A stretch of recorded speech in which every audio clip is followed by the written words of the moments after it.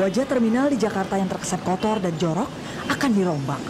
Nantinya semua bangunan terminal di Jakarta akan berkonsep ramah lingkungan dengan memperkuat sisi tradisional bangunannya. Salah satu ciri yang menonjol pada terminal baru ini adalah jalan keluar dari terminal yang tidak sebidang dengan jalan raya, melainkan melalui jembatan penyeberangan. Terminal nantinya juga akan dilengkapi dengan berbagai fasilitas mewah seperti lift, eskalator, toilet duduk, serta pintu otomatis dan sensor api. Tak hanya itu, sejumlah terminal juga akan menyediakan food court atau pusat jajanan. Terminal Manggarai akan menjadi percontohan untuk proyek renovasi. Rencananya pekan depan terminal itu pun akan diresmikan. Meski renovasi terminal mendapat respon positif dari sejumlah pihak, namun diperkirakan kondisi terminal akan menjadi tidak teratur saat renovasi sedang dilangsungkan. Pihak pengelola terminal serta instansi terkait pun harus segera mengantisipasi adanya kemungkinan itu, agar nantinya kepentingan masyarakat umum tidak terganggu. Ya, bagaimana dinas terkait mengatur kondisi terminal saat renovasi dilangsungkan? Dan untuk membahasnya telah hadir di studio Ketua Bidang Hukum DPD Organda DKI Jakarta, Bapak Berman Limbong, serta lewat sambungan telepon Kepala Dinas Perhubungan DKI Jakarta, Bapak Udar Pristono. Selamat siang Pak Limbong dan Pak Udar. Selamat siang, Mbak. Selamat siang Pak Udar Pristono. Selamat siang Mbak Elisa, selamat siang Pak Limbong. Ya, namun sebelum kita lanjutkan dialog ini, saya ingin menyapa dulu rekan Carlos Michael yang saat ini berada di Terminal Manggarai, Jakarta Selatan. Ya, Carlos, bagaimana dengan pengerjaan renovasi di Terminal Manggarai saat ini? Apakah sudah sampai saat mana sekarang? Ya, Elisa dan seluruh warga Jakarta, kabar gembiranya bahwa sudah 97% proses pengerjaan renovasi terhadap Terminal Manggarai yang ada tepat di Jalan Sultan Agung Jakarta Selatan ini. Sejak dimulai tanggal 4 September 2013 lalu dan sebenarnya ditargetkan selesai pada tanggal 31 Desember 2013. Walaupun molor sekitar 1 bulan lebih, akhirnya dalam pekan mendatang rencananya Gubernur DKI Jakarta Joko Widodo akan meresmikan secara resmi dimulainya operasional terhadap terminal baru ini. Pantauan kami di sini bahwa sejumlah pengerjaan seperti fasilitas eskalator, lift, kantor, restoran dan juga toilet sudah mencapai persiapan 100%, sementara ini finishing hanya berkisar pada fasilitas seperti kolam ikan, kemudian adanya pemasangan air conditioner dan fasilitas wifi atau internet. Dan juga di belakang saya seperti Anda lihat ada jalan sepanjang sekitar 30 meter yang masih juga belum dicor. Dan petugas yang kami konfirmasi di sini berjanji bahwa memang pihak kontraktor akan menyelesaikannya dalam beberapa hari di pekan ini sebelum Gubernur DKI Jakarta Joko Widodo mendatangi dan meresmikannya nanti. Seperti itu, Elisa. Ya, Carlos, lalu kalau dilihat apa sebenarnya dampak dari renovasi tersebut, Carlos?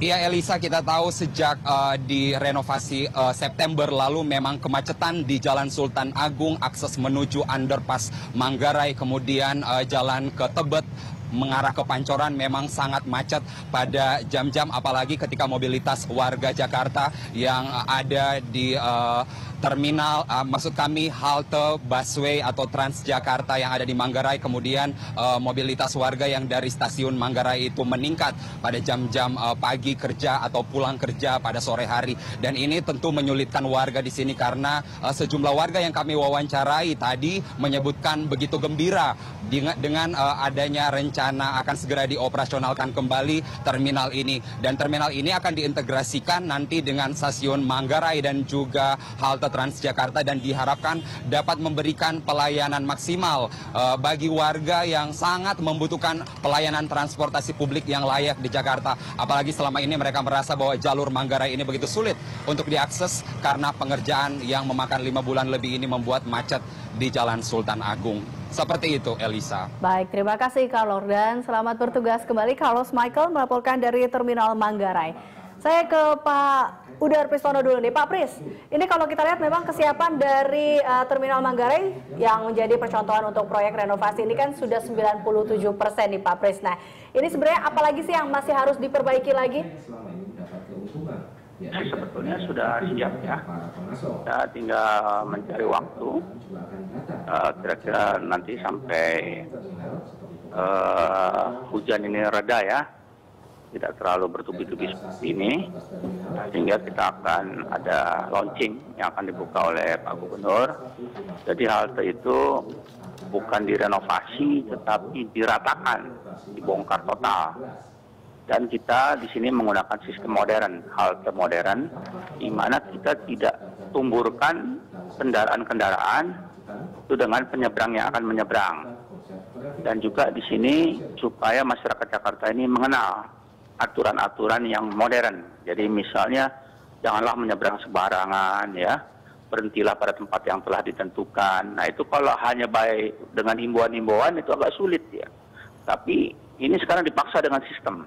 Jadi dipagar, mereka kalau ingin menyeberang ya dari halte busway ke halte reguler itu melalui jalan dulu di atasnya tidak sebidang, dan juga kita sediakan elevator. Jadi tidak yang naik itu pakai elevator enak sekali, yang turun baru jalan. Nah dengan sistem demikian ini memaksa masyarakat Jakarta akan tertib. Jadi juga nanti ada fasilitas pendukung. Jadi terminal itu kita buang kesannya dari dunia premanisme, kejorokan, ketidaktertiban, supaya masyarakat Jakarta ini berubah. Seluruh terminal akan dibongkar total, dibuat seperti itu, kira-kira demikian. Oke, berarti memang kita lihat ada perubahan mulai dari image sampai perubahan bentuk juga dari terminalnya ya, Pak Pris, seperti itu ya. Nah, termasuk kita akan merubah budaya masyarakat Jakarta yang sembarangan itu ya, akan menjadi tertib dengan adanya ini. Jadi mau tidak mau dipaksakan untuk mengikuti peraturan yang ada ya. Ya, saya ke Pak Limbong. Pak Limbong, ini kalau dari Organda sendiri, Anda menanggapinya seperti apa dengan adanya proyek renovasi total ya ini di seluruh terminal di Jakarta seperti itu?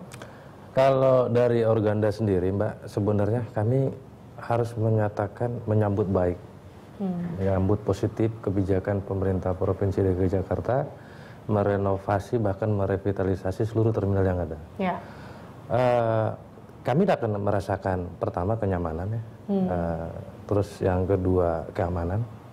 Karena kalau kenyamanan dan keamanan di terminal ada, otomatis feedbacknya kepada kami para operator akan mengurangi atau minimal seperti Pak Pris tadi menyatakan bahwa jaminan keamanan itu kita akan terhindar dari pungli. Karena dia akan otomatis masuk by system. Itu yang pertama.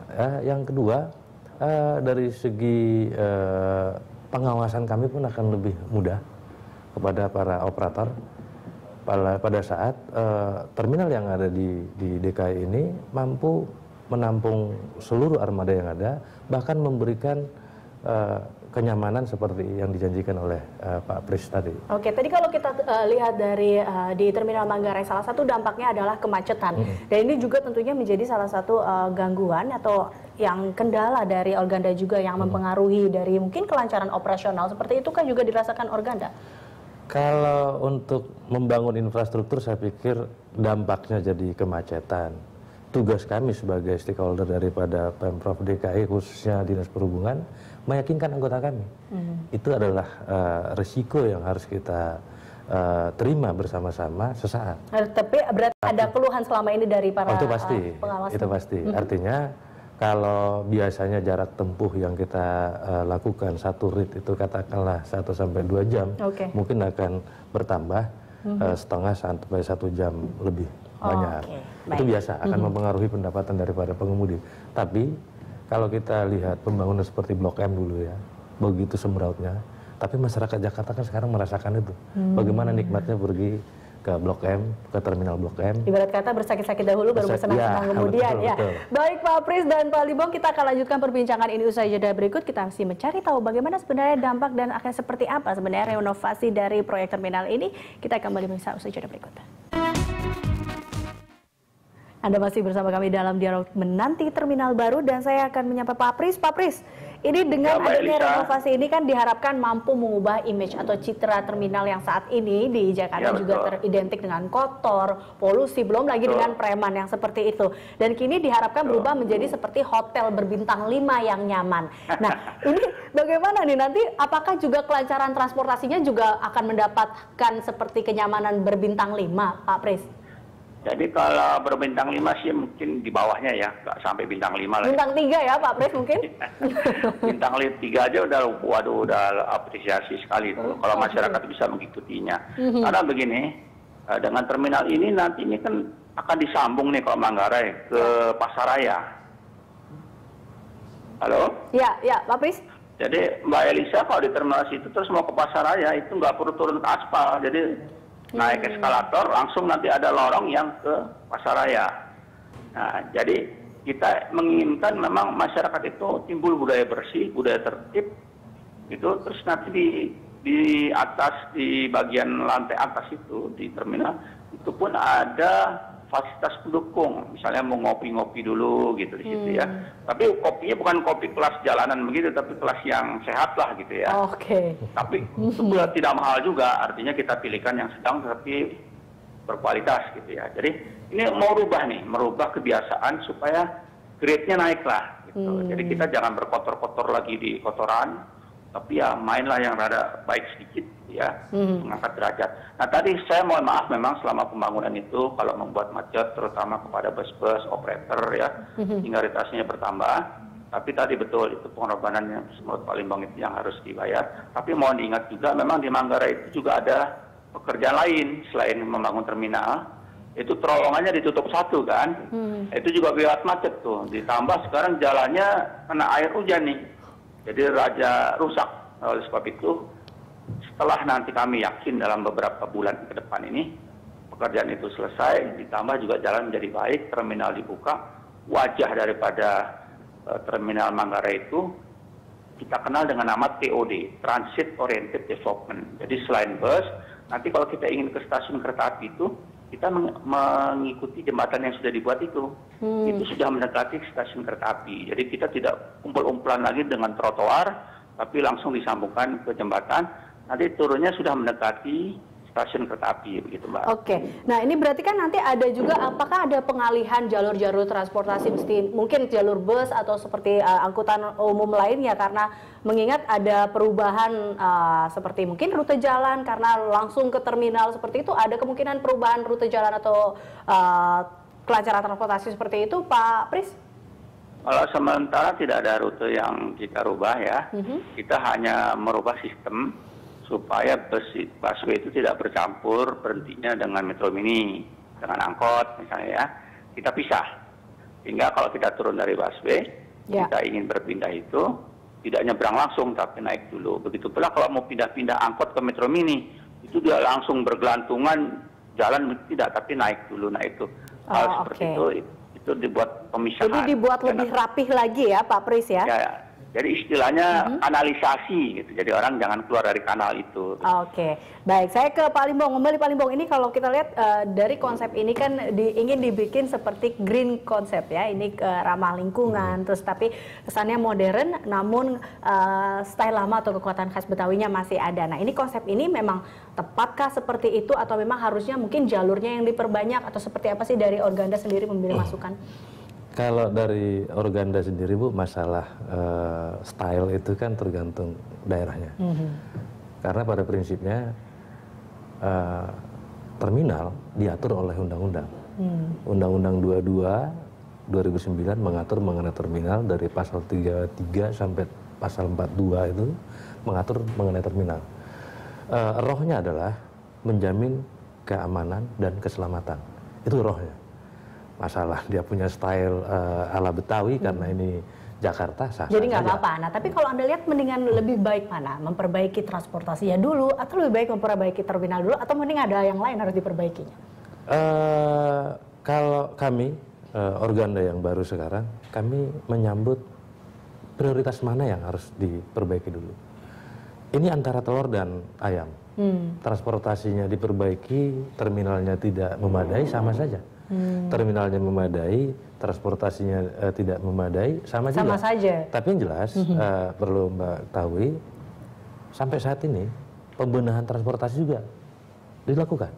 Revitalisasi angkutan umum juga sudah dilakukan. Revitalisasi yang sekarang adalah kita mengacu kepada kuantitas, jumlah angkut. Itu makanya kalau Mbak lihat busway saja pakai gandeng. Mikrolet yang ada di jalur-jalur utama sekarang sedang diarahkan menjadi bus sedang atau bus besar, agar daya angkutnya semakin banyak. Jadi kita lihat memang sudah ada seperti bukan fase baru ya, tapi sesuatu hal yang membuat transportasi umum kita menjadi lebih baik dan membuat masyarakat agar beralih dari mobil pribadi ke transportasi umum. Saya kembali ke Pak Pris. Pak Pris, nanti kan ini kalau kata Pak Pris sudah ada tempat 4 lantai ya di terminal, yaitu ada eskalatornya juga, ada AC dan dibuat nyaman dengan ada kedai kopi yang ini. Nanti bagaimana nanti perawatannya? Pengawasannya pun seperti apa, Pak Pris? Ya, jadi nanti kita ingin masyarakat itu, ya kalau patuh kepada kebersihan, tidak membuang sampah sembarangan, itu mengurangi beban daripada perawatan. Nah, ini akan terbentuk. Saya kira dengan adanya pagar-pagar, jadi nanti orang-orang yang kira-kira ya habitnya nggak baik itu begitu masuk terminal dia akan risih sendiri. Misalnya dia duduk sembarangan, tiduran, nah itu aku udah nggak bisa sendiri, akan diawasi oleh masyarakat sendiri. Karena sistemnya udah beda gitu ya. Tapi memang kalau kita berkumuh-kumuh begitu, memungkinkan dia untuk tidur-tiduran di situ dan sebagainya. Ini udah nggak mungkin. Karena sama aja, seperti kita masuk ke sebuah mall, itu kan juga pengawasannya akan lebih ketat ya. Kedua, tadi saya mau menyampaikan juga bentuknya oleh Pak Gubernur DKI itu, semua terminal itu akan dibentukkan kolonial modelnya. Seperti stasiun kota itu, seperti itu. Jadi akan sama ya bentuknya dan stylenya ya? Jadi ada ciri khas nanti kalau orang misalnya memasuki suatu area itu, oh ini terminal bentuknya seperti ini. Dan satu lagi bahwa kita memang betul memperbaikinya ini tadi telur sama ayam. Kalau saya kira ini telur sama telur. Jadi telur ini sama telur. Jadi dua-duanya harus duluan ya. Jadi dibuat martabak spesial yang bagus sekalian. Jadi telur sama telur ya. Jadi nah ini terminal nanti ini juga disuplai oleh angkutan umum massal yang baik. Oleh sebab itu Pak Gubernur ini memang ingin angkutan umum massal kita ini sekarang basisnya massal. Makanya Transjakarta terus ditambah. Terus ada juga di Transjakarta itu angkutan perbatasan terintegrasi busway. Dan satu lagi nih yang sekarang sedang dinikmati oleh masyarakat ya, adanya BKTB. Bus kota terintegrasi busway. Sifatnya massal gitu ya. Nah, sehingga kenyamanannya juga lumayan. Sehingga ya tadi kita bebenah. Memang ini memerlukan waktu. Tetapi saya lihat trennya sekarang sudah cepat akselerasinya. Tahun ini saja 310 Transjakarta dan 346 BKTB sudah ada busnya nih. Tinggal menunggu launchingnya aja. 30 setiap minggu ya. Tahun depan bahkan kami sudah mendapatkan anggaran untuk membeli bus itu Transjakarta sekitar 500 buah. Dan juga bis sedang itu 1.500 buah. Jadi akan diramaikan oleh angkutan massa. Sehingga terminalnya baik, angkutannya baik, pasti masyarakat akan lebih menggunakannya itu secara optimal begitu. Pak Pris, ini kan kalau tadi untuk membuat masyarakat jera dan memaksakan masyarakat supaya menaati peraturan di sana, apakah juga dengan terminal baru ada peraturan baru, mungkin ada sanksi juga, sanksi baru? Saya rasa tidak, sanksinya adalah sanksi umum. Ketertiban umum di Perda 8 tahun 2007 dilarang membuang sampah sembarangan, dilarang menyeberang sembarangan, itu ada sanksi-sanksinya. Itu sebenarnya itu kalau diefektifkan itu lumayan membuat orang kapok ya. Sekarang ini belum diefektifkan, tapi kita sudah tidak boleh membuang sampah. Kadang-kadang tong sampahnya nggak ada kan. Nah, mudah-mudahan ini semuanya akan tertata dengan rapi begitu. Ya, semoga apa yang diharapkan ini dengan terminal baru, semoga masyarakat juga akhirnya sadar dengan kenyamanan yang diharapkannya ya, sudah ada dan merawatnya. Seperti itu ya Pak Pris ya. Ya dipaksa dengan kelas yang berbeda. Ya, baik, terima kasih Pak Udar Pristono telah hadir bersama kami, serta Pak Limbong juga telah hadir bersama kami. Dan pemirsa, Jurnal Siang masih akan kembali usai jeda berikut. Kami masih akan melanjutkan mengenai dialog ini. Tetaplah bersama kami.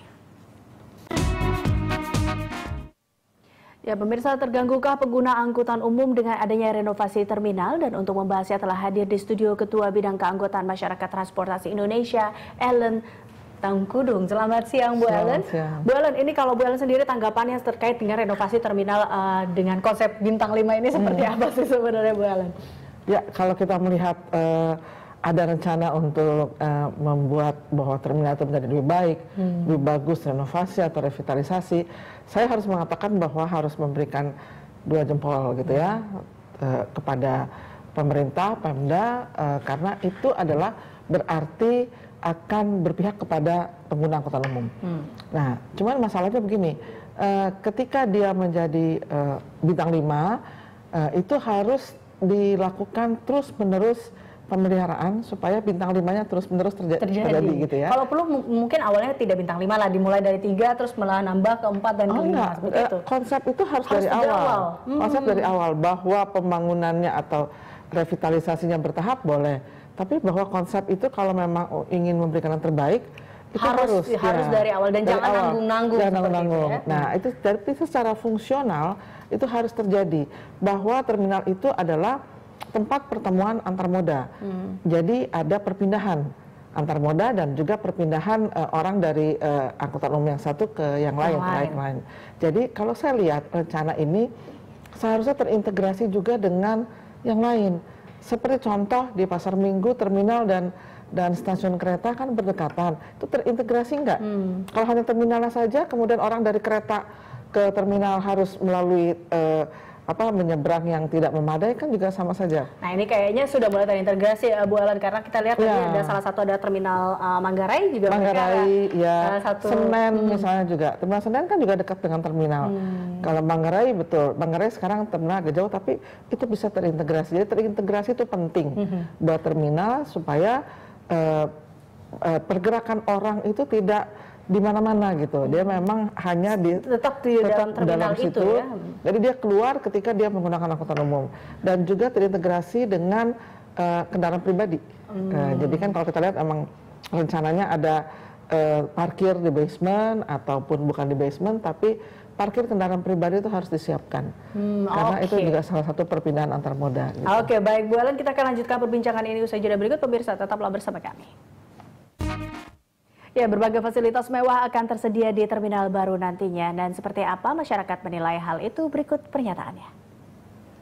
Bisa ada eskalator itu bisa naik turun, jadinya busway bisa tertib gitu. Biasanya kalau di sini kan macet semuanya. Menghindar dari copet-copet kayak gitu, lancar aja jalannya. Mudah-mudahan ada terminal ini menjadi lebih baik dari sebelumnya.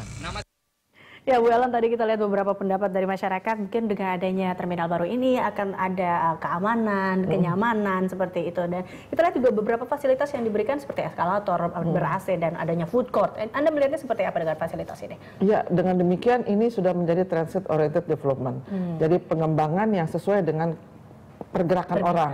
Nah, itu memang tadi yang dari awal saya katakan bahwa kalau memang itu desainnya sudah seperti itu, konsepnya seperti itu, berikutnya adalah bagaimana menyediakan itu tetap seperti itu.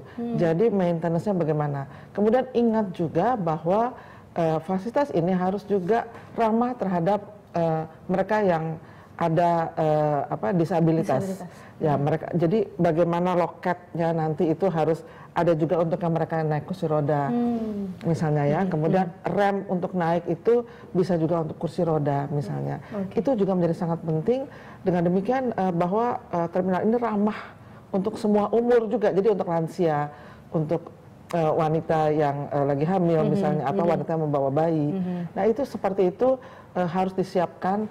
Kelihatannya sih detail-detail saja, tapi sebenarnya undang-undang kita sebenarnya juga sudah menunjukkan seperti itu, bahwa terminal itu harus menyediakan fasilitas untuk semua, fasilitas untuk menunggu, fasilitas untuk toilet misalnya. Toilet itu ya itu maintenance ya, di mana-mana sekarang ini kan terminal toiletnya bukan main ya. Nah, tetapi itu sekarang kita boleh lihat dari situnya aja deh coba. Kalau itunya bisa bersih, tidak bau dan baik, itu berarti yang lainnya bisa baik gitu.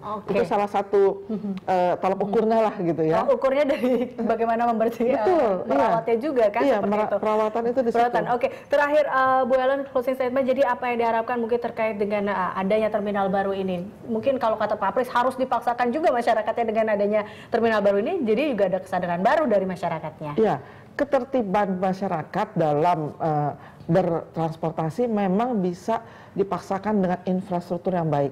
Jadi bagaimana jalan ke terminal itu harusnya jelas, ada petunjuk, masyarakat itu harusnya ada petunjuk ya, petunjuk keberangkatan bis segala macam ya, ketibaan dan kalau mau pergi kemana harus naik dari mana. Itu harus jelas ya. Oke. Jadi masyarakat itu datang ke situ dapat informasi yang paling jelas dan juga mungkin ada juga front office di situ yang tempat informasi ya. Oke. Itu juga harus ada di situ. Itu salah satu. Jadi masyarakat tuh inginnya dia nyaman, pasti itu ya, aman, selamat, dan juga mendapatkan informasi sebanyak-banyaknya. Oke, baik. Terima kasih Bu Ellen sudah hadir bersama kami dalam Jurnal Siang kali ini. Dan pemirsa Jurnal Siang masih akan kembali dengan rangkaian informasi lainnya. Tetaplah bersama kami.